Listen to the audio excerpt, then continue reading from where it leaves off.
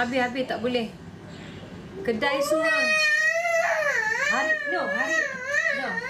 Hari ni hari cuti. Ahad, ais kepal tak ada. Dipawali. Sekejap ibu panggil Pak Munir. Boleh ibu panggil?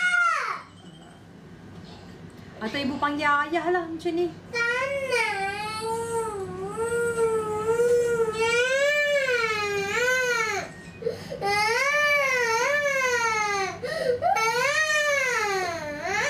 Afwa sayang ibu tak?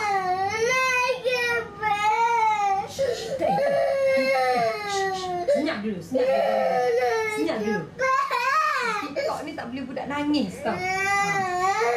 Diam. Nanti dia keluar daripada TV tu. Wah. Kenapa nangis?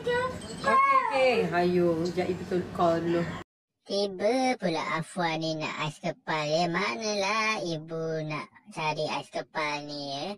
Rasanya ibu kena panggil Datuk K ni barulah Afwan diam ya.